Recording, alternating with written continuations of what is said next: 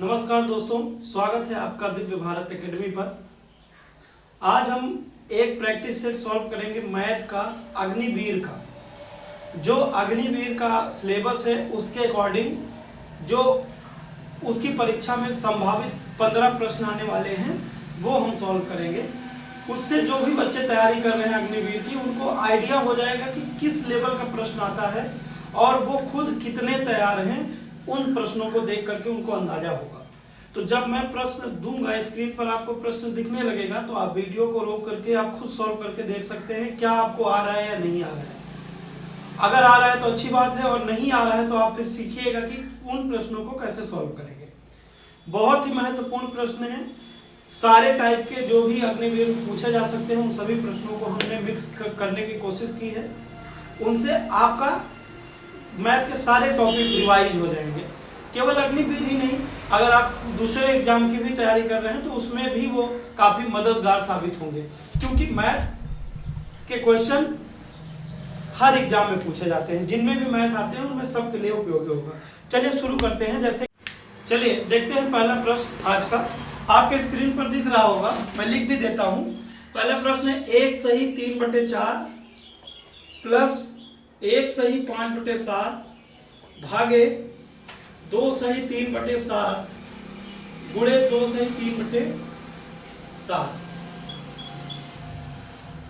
ठीक, अब ये देखिए मिश्र भिन्न है, मिश्र भिन्न के फॉर्म में है। पहली चीज। दूसरी चीज, इसमें बॉड-मॉस का रूल लगेगा इसको सॉल्व करने के लिए। बॉड-मॉस का रूल क्या होता है? बॉड-मॉस का रूल होता है BODMAS, मतलब ब्रैकेट ऑफ, उसके बाद डिवाइड, मल्टीप्लाई, एडिशन और उसके बाद फिर घटाना। मतलब इन दोनों को तो ठीक है, लेकिन ये जो ब्रैकेट में होते हैं सबसे पहले इनको खत्म करना होता है। फिर ऑफ या का लिखा होता है, हिंदी में का, इंग्लिश में ऑफ लिखा होता है। इसका मतलब इसको पहले, इसके बाद इसको सॉल्व करना होता है और इस का को हटा करके गुणे का निशान लगाया जाता है। ठीक, लेकिन ये गुणे ये वाले गुणे से पहले सॉल्व करना होता है। मतलब ये डिवाइड करने से पहले, भाग करने से पहले इसको सॉल्व करना होता है। फिर आप भाग का निशान उसको सॉल्व करेंगे, फिर गुणा करेंगे।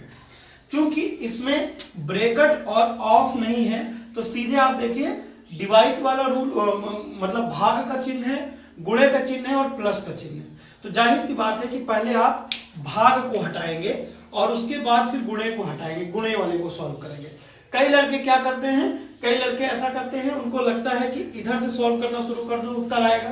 कई लड़कों को लगता है इधर से सॉल्व करने का शुरू कर दो तब उत्तर आएगा। लेकिन होता क्या है कि ऑप्शन में इधर से सॉल्व करने पर जो आंसर आएगा वो भी ऑप्शन में मिल जाएगा, इधर से सॉल्व करने पर जो आंसर आएगा वो भी ऑप्शन में मिल जाएगा, और उसी चक्कर में आप गलती कर बैठेंगे। आपको इस नियम से इन सवालों को सॉल्व करना होगा। तो सबसे पहले क्या करेंगे कि इस मिश्र भिन्न को आप साधारण भिन्न में बदलिए, उससे आपको काफी आसानी हो जाएगा। उसका नियम क्या होता है?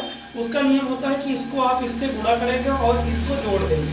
तो 4 एकम 4 और 4 3 7, यानी 7/4 प्लस 7 एकम 7 5 12, 12/7 भागे 7 दूनी 14, 14 3 17/7 गुणा 7 दूनी 14, 14 3 17/7। ठीक, अब आपने इसको कर लिया। अब आप क्या करेंगे? अब आप ये वाला रूल फॉलो करेंगे। तो सबसे पहले आपको दिख रहा है जो भाग का निशान, इसको हटाएंगे। इसको हटाने के लिए क्या करेंगे? भाग को बदल देंगे गुणे में।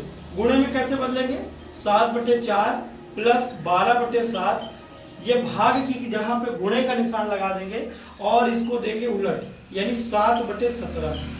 कहने का मतलब 7/17 का मतलब कि जो अंश में है वो हर में चला आएगा, जो हर में है वो अंश में चला जाएगा, नीचे का ऊपर और ऊपर का नीचे हो जाएगा, और गुणे 17/7। अब इससे क्या हो रहा है? अब भाग वाली समस्या खत्म, सारा गुणा और भाग प्लस है। तो सबसे पहले गुणे वाला सॉल्व करते हैं इस नियम के हिसाब से। 17 से 17 कैंसिल, 7 से 7 कैंसिल, यानी ये खत्म। आपका बचा 12/7 और 7/4, यानी 7/4 प्लस 12/7। अब ये बन चुका है भिन्नों का जोड़। ठीक, भिन्नों का जोड़। इन दोनों संख्याओं का एलसीएम लेंगे, 4 7 28। भिन्नों का जोड़ करने का तरीका होता है नीचे वाले का, यानी हर का आप एलसीएम लासापा लेंगे, तो 4 सत्ते 28 हो जाएगा। ठीक, फिर इससे आप इसको भाग देंगे, 4 सत्ते 28 यानी 7 गुणे ऊपर वाली संख्या यानी 7, बीच वाला चिन्ह जो भी हो प्लस या माइनस, प्लस होगा तो प्लस, माइनस होगा तो माइनस, इससे भाग देंगे 7 चौक 28, 4 गुणे ऊपर वाली संख्या यानी 12। ठीक, ये आ गया। फिर आप इसको गुणा करिए 7 सत्ता 49 प्लस 12 चौक 48 बटे 28, इसको जोड़ दीजिए 8 9 17 का 7, 4 4 8 1 9, 97 बटे 28। ये आपका एक उत्तर आ गया साधारण भिन्न में। लेकिन ध्यान दीजिएगा कि जब प्रश्न मिश्र भिन्न में हो तो उत्तर को भी मिश्र भिन्न में लाना होता है। तो अब आप इसको मिश्र भिन्न में कैसे लाएंगे? 28 से 97 को भाग देंगे, नीचे वाले से ऊपर वाले को भाग देंगे, लगभग 3 बार जाएगा।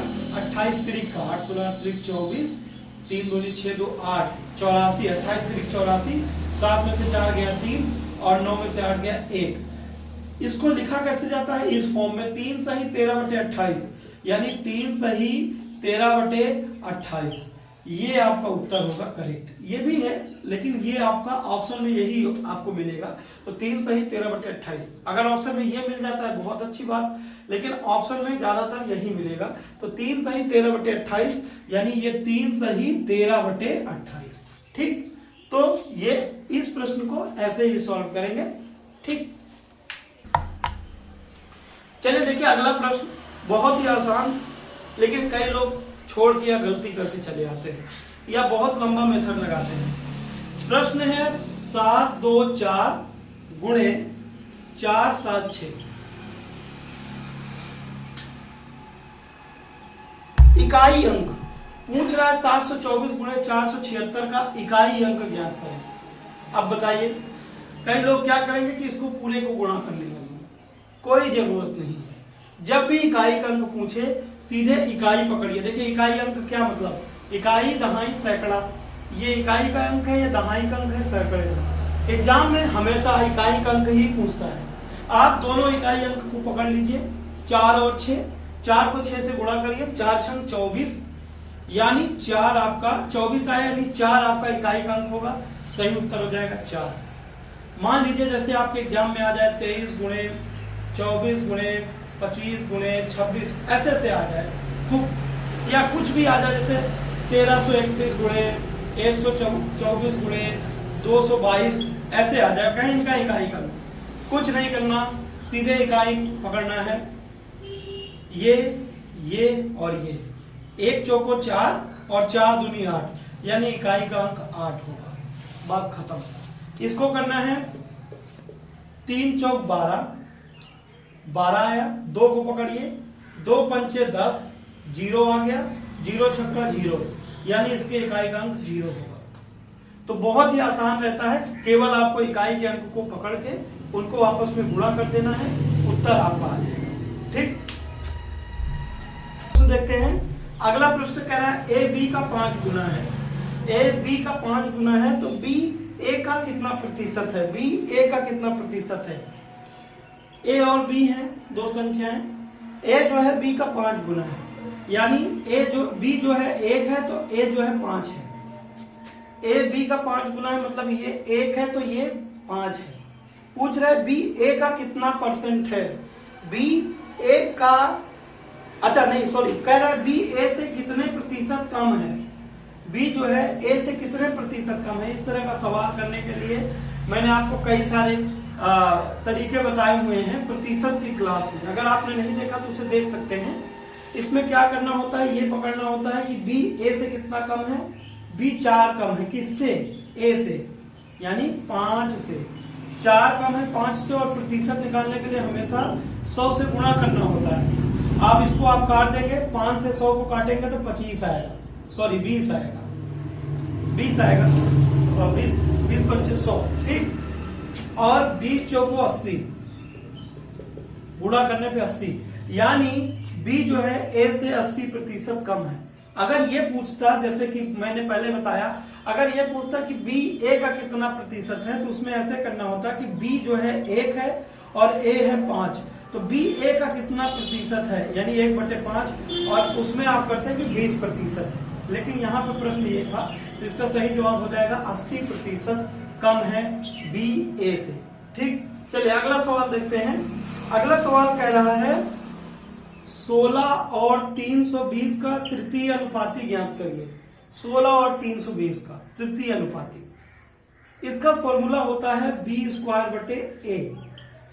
अब ये फॉर्मूला कैसे आया ये आपको नहीं याद, मान लीजिए फॉर्मूला भूल जाते हैं तो तृतीय अनुपाती मतलब ये होता है कि ए है, बी है और सी ज्ञात करना है तृतीय अनुपाती। इसका कैसे तरीका होता है, आप ऐसे ध्यान दीजिए, ए अनुपाते बी समानुपाते बी अनुपाते सी। तो केवल अगर सी को निकालना है तब इस ट्रिक का उपयोग करेंगे, ए अनुपाते बी और बी अनुपाते सी। यानी आप इसको ऐसे लिख सकते हैं ए बटे बी बराबर बी बटे सी। ये अनुपात का मतलब भाग ही होता है, ए बटे बी बराबर बी बटे सी। ठीक, यानी आपको सी ज्ञात करना है तो सी ऊपर चला जाएगा, ये बी ऊपर आ जाएगा यानी बी स्क्वायर, सी बराबर ये बी स्क्वायर हो जाएगा और ये ए नीचे चला आएगा यानी ये, तो वही सूत्र आपका हो गया बी स्क्वायर बटे ए। यहाँ पे बी क्या है 320, यानी 320 बटे गुणे 320 स्क्वायर करना है 320 और नीचे ए यानी 16, आप काट दीजिए 16 दूनी 32 20, जीरो आ गया 20 हो गया, 32 दूनी 64 और 1 2 डबल जीरो यानी 6400। यानी 16 320 का तृतीय अनुपाती 6400 होगा। यही आपका उत्तर होगा और यही आपका तरीका होगा। ठीक, चलिए अगला कह रहा है कि 9 महीने के लिए 20/3% की दर से 9 महीने के लिए 20/3% वार्षिक की दर से 8800 रुपया पे साधारण ब्याज ज्ञात करें। 8800 रुपया का साधारण ब्याज बताना है 20/3% की वार्षिक दर से। अब ध्यान दीजिए, ये 1 साल का ब्याज है लेकिन हमको 9 महीने का ब्याज ही ज्ञात करना है। कैसे निकालेंगे, आप ये मान लीजिए कि 20/3 वैल्यू है 12 महीने की और निकालनी है आपको 9 महीने। जाहिर सी बात है 20/3% 12 महीने के लिए काम कर रहा था और आपको चाहिए केवल 9 महीने। वैल्यू किसकी चाहिए, किसकी, इस चीज को समझना है आपको। तो आपको प्रतिशत की क्लास देखनी होगी जो आपको हमारे चैनल पे मिल जाएगी और अच्छे से आपको समझ में आ जाएगा कि ये कैसे हम करते हैं। 12 महीने की वैल्यू है 20/3, चाहिए 9 महीने की, इससे आप कर लेंगे। 3 त्रिक का 9 और 3 चौक 12, 4 पंचे 20। यानी अगर 12 महीने में पैसा देना होता तो 20/3% ब्याज मिलता है।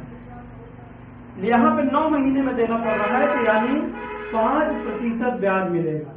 अब 8800 का 5% निकाल लीजिए। 8800 वैल्यू है 100 की, चाहिए 5 की। 8800 100% के बराबर है और हमको इसकी 5% की वैल्यू चाहिए। डबल जीरो से डबल जीरो कैंसिल हो जाएगा, 5 और 40, 5 और 40 4 44, यानी कुल 440 रुपया आपको ब्याज मिलेगा। 8800 रुपया का 5% 440 रुपया होता है, या यूं कहें कि 8800 रुपया पे 20/3% की दर से 9 महीने में 440 रुपया ब्याज मिलेगा। ठीक, चलिए अगला प्रश्न देखते हैं। अगला प्रश्न कह रहा है कि वर्ग का परिमाप 36 सेंटीमीटर है। 36 सेंटीमीटर है तो वर्ग की प्रत्येक भुजा ज्ञात करें। प्रश्न आपको दिख रहा है, ध्यान दीजिए कि वर्ग उसे कहते हैं जिसकी चारों भुजा बराबर होती है। जिसकी चारों भुजा बराबर होती है उसी को वर्ग कहते हैं। अगर एक भुजा ए है तो चारों भुजा ए होगी। यानी अगर वर्ग का क्षेत्रफल पूछता तो होता है ए स्क्वायर और अगर परिमाप पूछे तो वो होता है 4a। परिमाप का मतलब बाहरी आवरण। अगर ये ए है, ये भी ए है, ये भी ए है और ये भी ए है तो 1 2 3 4 4a हो जाता है। और क्षेत्रफल में लंबाई गुणे चौड़ाई, यानी ये भी ए और ये भी ए तो ए गुणे ए मतलब भुजा स्क्वायर या ए स्क्वायर। यहाँ पर परिमाप की बात कर रहा है। परिमाप होता है 4a, यानी 4a बराबर 36। तो a बराबर 36/4 यानी 4 9 36 9, यानी वर्ग की प्रत्येक भुजा 9 सेंटीमीटर होगी। यही आपका उत्तर हो जाएगा। ठीक, अगला देखिए क्या कह रहा है। अगला प्रश्न है 28 सेंटीमीटर त्रिज्या और केंद्रीय कोण 45 डिग्री वाले एक वृत्त त्रिज्या खंड का क्षेत्रफल ज्ञात करें। अब ध्यान दीजिए कि त्रिज्या दिया हुआ है,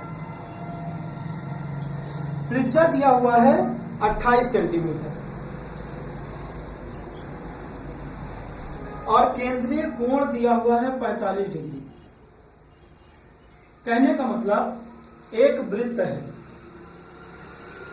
एक वृत्त है। ठीक, इसकी त्रिज्या जो r होती है वो 28 सेंटीमीटर है। इसमें केवल पूरे वृत्त का क्षेत्रफल नहीं बताना है, इसमें बताना है केवल इस 45 डिग्री सेल्सियस वाले का क्षेत्रफल, यानी 45 डिग्री केंद्रीय कोण वाले वृत्त त्रिज्या खंड का क्षेत्रफल, केवल इतने का। पहली बात तो आपको पता होना चाहिए कि त्रिज्या का क्षेत्रफल क्या होता है। त्रिज्या का क्षेत्रफल होता है पाई आर स्क्वायर, और अगर त्रिज्या की परिधि पूछे तो वो होता है 2 पाई आर। यहां पे क्षेत्रफल से काम होगा। ठीक, क्षेत्रफल से कैसे काम होगा, क्योंकि इस पूरे का क्षेत्रफल निकाल करके केवल हम इतने का निकाल सकते हैं। ठीक, तो हम देखेंगे कि 22/7 पाई की वैल्यू होती है 22/7। आपके प्रश्न में भी हो सकता है दिया रहे ब्रैकेट में करके कि पाई/7, पाई बराबर 22/7। आर का मान दिया हुआ है 28, यानी 28 गुणे 28, आर स्क्वायर है तो 28 गुणे 28 काट दीजिए, 7 चौक 28। अब ये जो आया 22 गुणे 4 गुणे 28, इसको पूरे को गुणा करने की भी जरूरत नहीं है क्योंकि फाइनल आंसर नहीं ला रहे हैं। ये पूरे वृत्त का क्षेत्रफल है। तो आप सोचिए वैल्यू किसकी चाहिए, किसकी कितनी मददगार होती है, आप इससे निकाल सकते हैं। 22 गुणे 4 गुणे 28 वैल्यू है 360 डिग्री की। 360 कहां से आया, एक गोले का जो कोण होता है वो 360 डिग्री होता है, हमको उसमें से 45 डिग्री का मान चाहिए, इससे आएगा। तो 22 गुणे 4 गुणे 28 वैल्यू है 360 की, चाहिए 45 की। 9 पचे 45, 9 चौक 36, 0 और 5 8 40, 4 दूनी 8 और 2 11 दूनी 22, 11 8 88 और 11 दूनी 22 8 30, यानी 308 सेंटीमीटर इसका क्षेत्रफल होगा 45 डिग्री वृत्तीय त्रिज्या खंड का। ठीक, आपसे पूरे का पूछता तो पूरे का होता 22 गुणे 4 गुणे 28, गुणा करने पूछता रहता। इसने केवल 45 डिग्री का पूछा, इसलिए आप कह देंगे कि ये वैल्यू 360 की चाहिए 45 की, यानी 308 सेंटीमीटर इस वृत्त त्रिज्या खंड का क्षेत्रफल होगा। ठीक, चलिए अगला प्रश्न देखते हैं। अगला प्रश्न कह रहा है 60 किलोमीटर प्रति घंटे की स्पीड से चलने वाली 500 मीटर लंबी रेलगाड़ी द्वारा 1600 मीटर लंबे प्लेटफॉर्म को पार करने में कितना समय लगता है। यह टाइम स्पीड डिस्टेंस कहा गया है। फॉर्मूला क्या होता है टाइम स्पीड डिस्टेंस में, डिस्टेंस बराबर टाइम इंटू स्पीड। यहां पर इसने समय पूछा है तो यानी टाइम बराबर हो जाएगा डिस्टेंस अपॉन स्पीड, सिंपल था। ठीक, दूसरी चीज इसमें डिस्टेंस क्या कहा, डिस्टेंस कहा कि पहली बात तो 500 मीटर लंबी रेलगाड़ी है, दूसरी बात 1600 मीटर लंबा प्लेटफॉर्म। तो जाहिर सी बात है कि अगर 500 मीटर लंबी ट्रेन है तो ये वाला हिस्सा और ये वाला हिस्सा जब तक पूरा पार नहीं हो जाएगा हम पूरा नहीं मानेंगे। और 1600 मीटर लंबा अगर प्लेटफॉर्म है तो यहां से लेकर यहां तक इस पूरी ट्रेन, जब तक ये पूरी ट्रेन पार नहीं हो जाती हम पूरा दूरी नहीं मानते। तो मतलब इसको और इसको ऐड करेंगे तब टोटल डिस्टेंस आती है। तो डिस्टेंस है 500 प्लस 1600 मीटर और स्पीड इसमें दिया हुआ है 60 किलोमीटर प्रति घंटा। ध्यान दीजिएगा ये मीटर में है और ये किलोमीटर प्रति घंटे में। इस किलोमीटर प्रति घंटे को आपको बदलना होगा मीटर प्रति सेकंड में। 90% क्वेश्चन ऐसे ही आते हैं जिसमें आपको ध्यान देना होगा कि इसको कन्वर्ट करना होगा। क्या हो जाएगा, कन्वर्ट करने का रूल क्या है, 1605 21 500 यानी 2100 मीटर बटे इस 60 को आप लिखेंगे 60 को आप जो है 5/18 से गुणा कर देंगे। 5/18 लिखेंगे तो 18 ऊपर आ जाएगा 5/18 से। अब क्या होता है कि ये देखिए, ध्यान दीजिए, जब किलोमीटर और घंटा रहे इसको मीटर प्रति सेकंड में बदलना हो तो 5/18 से आप गुणा करेंगे, और अगर मीटर प्रति सेकंड को आपको बदलना है किलोमीटर प्रति घंटा में तो आप गुणा करेंगे 18/5 से। उल्टा, यहां पे किलोमीटर था तो 5/18 से आप इसको गुणा कर देंगे। अब काट पीट करिए, 0 से 0 कैंसिल, 6×3 18, 5 से इसको काटेंगे, 5 चौक 20, 5 दूनी 10, 42 3 का 3 दूनी 6, 3 चौक 12, 126 सेकेंड। यानी इस ट्रेन को प्लेटफॉर्म को पार करने में कुल 126 सेकेंड का समय आएगा। ठीक, ये आपका सही जवाब होगा। ठीक, चलिए अगला प्रश्न देखते हैं। अगला प्रश्न कह रहा है 6, 7, 9 और 12 सेकेंड। 6, 7, 9 और 12 सेकेंड के अंतराल पर क्रमशः 4 घंटियां एक साथ बजने लगती हैं। कितने सेकंड बाद वो पुनः एक साथ बजेंगी? मान लीजिए प्रश्न कह रहा है कि 4 अलग अलग घंटियां हैं, एक घंटी 6 सेकंड के अंतराल पर, दूसरी 7, तीसरी 9 और चौथी 12 सेकंड के अंतराल पर बजती है। तो मान लीजिए अभी एक साथ चारों को बजाया जाए, उसके बाद कब ऐसा संयोग बनेगा, कितने सेकंड बाद ऐसा संयोग बनेगा कि चारों घंटियां एक साथ बज उठेंगी? इस तरह के प्रश्न को करने के लिए हम मदद लेते हैं एलसीएम की। हम इन चारों संख्याओं का एलसीएम ज्ञात करते हैं। ठीक, इन चारों संख्याओं का एलसीएम ज्ञात करते हैं। उसके लिए आपको एलसीएम निकालना आना चाहिए। 2 तरीके हैं, चाहे आप जैसे कर सकते हैं। जैसे एक तरीका होता है 6, 7, 9 और 12 एक साथ लिख लेंगे, 2 3 6, 2 से भाग देंगे, जो जो कटेगा काटते चलेंगे, 2 6 12, अभी भी 2 से कटेगा 3, 7, 9 और 3 आ गया, 2 3 6, 3 3 1 3, 7 3 3 का 9 और 1, फिर 3 से जाएगा, मतलब जाहिर सी बात है 1 बचा, 3 और 7 अब आगे करने की जरूरत नहीं है। तो 2 दूनी 4, 4 3 12, 12 चौक 32 36 और 36 गुणे 7, 7 6 42 और 7 14 7 21 4 25 यानी 252। यानी अगली बार सारी घंटियां एक साथ 252 सेकंड के बाद बजेंगी। तो इस तरह के प्रश्नों को करने के लिए जब भी घंटी वाला प्रश्न है, या 4 खिलाड़ियों वाला प्रश्न है, या गाड़ियों का प्रश्न है कि गोले में चक्कर लगा रही है, इतनी स्पीड में कितने समय के बाद दोबारा मिलेंगे, या ऐसे ही तरीके से इन प्रश्नों को किया जाता है। मतलब 252 सेकंड के बाद ये चारों घंटियां एक साथ पुनः बजेंगी। ठीक, तो आपको इसमें एलसीएम आना चाहिए। चलिए देखिए, अगला प्रश्न कह रहा है a + b + c = 16, ab + bc + ca = 81। तो a² + b² + c² क्या होगा? बीजगणित का सवाल है। अगर इन संख्याओं को आप देख रहे हैं, इन पदों को आप देख रहे हैं, तो आपके दिमाग में कुछ सूत्र आने चाहिए। जैसे a + b का होल स्क्वायर, a - b का whole square, a² - b² a² + b², a + b + c का होल स्क्वायर। ये जब आपको ये सारे फॉर्मूले याद रहेंगे तब आप इसको देखते ही कर लेंगे। यहाँ पे एक फॉर्मूला काम करेगा, उस फॉर्मूले का सूत्र क्या है? a + b + c का होल स्क्वायर बराबर होता है a² + b² + c² + 2 × ab + bc + ca। ठीक, ये फॉर्मूला होता है। अब आप इसका मान रख दीजिए। a + b + c का होल स्क्वायर मतलब 16, a + b + c की वैल्यू दी हुई है 16² बराबर, इसकी वैल्यू नहीं दी हुई है, इसे निकालना है a² + b² + c² + 2 × ab + bc + ca की वैल्यू दी हुई है 81। अब ध्यान दीजिए कि इसी का आपको मान ज्ञात करना है। इसको आप इधर उठा लाइए या इसको रखने दीजिए, यानी a² + b² + c² हो जाएगा 16²। 16² क्या होता है? 256, 256 माइनस 2 × 81, 81 दूनी 16, 162।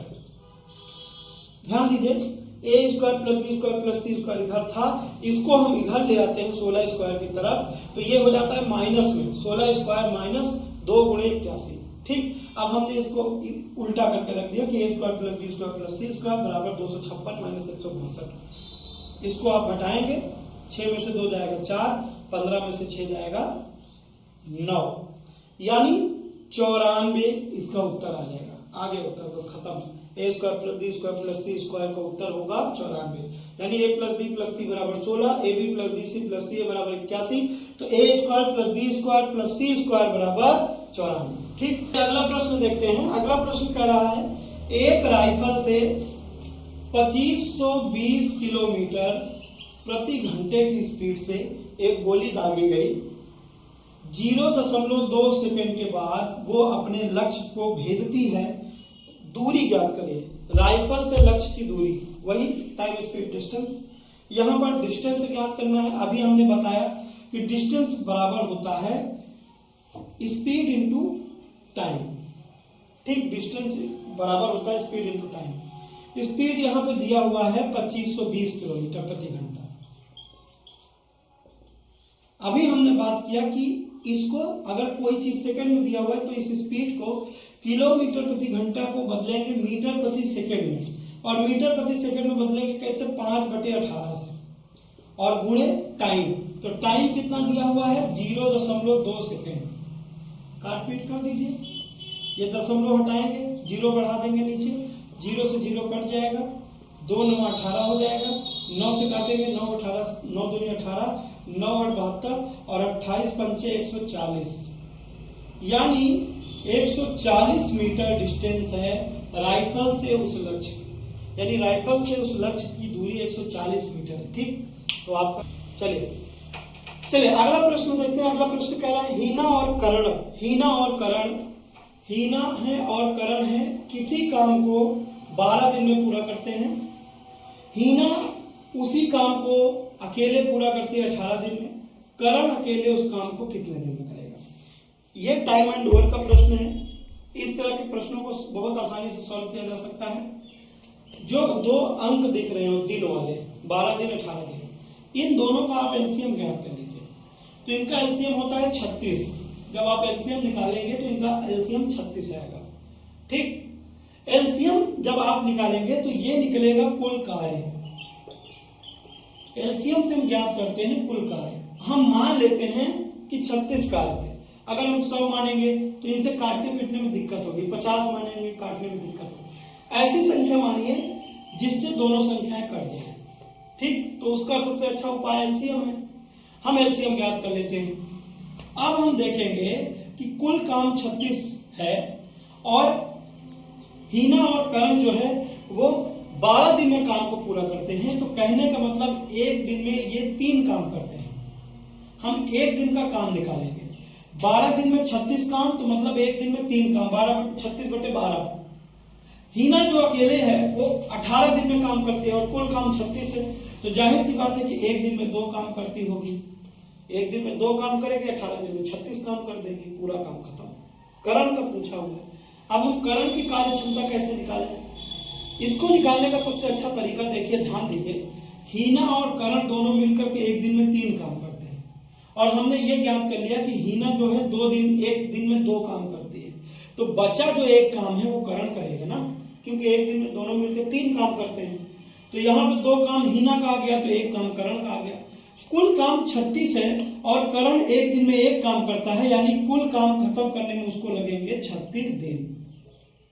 इसका उत्तर हो जाएगा 36 दिन, क्योंकि 36 काम 1 काम प्रतिदिन के हिसाब से करण खत्म करने की उसकी कार्य क्षमता यही है, एक दिन में 1 काम। ठीक, अगला प्रश्न देखते हैं चुनाव से संबंधित। एक चुनाव में केवल 2 उम्मीदवार थे। हारने वाला उम्मीदवार कुल मतों का 48% पाता है। जाहिर सी बात है, कुल 100% मत रहते हैं, उसमें से एक कैंडिडेट हार गया 48%। अब आपको लगेगा कि जो जीता होगा 52%, लेकिन प्रश्न आगे पढ़िए। प्रश्न कह रहा है कि उसका प्रतिद्वंदी 6000 अधिक मत प्राप्त करता है, यानी जो उससे जीता है वो 6000 वोट ज्यादा पाया और 3% मतों के अंतर से जीतता है। मतलब अगर ये 48% पाया तो वो 51%, क्योंकि 3% का गैप होना चाहिए।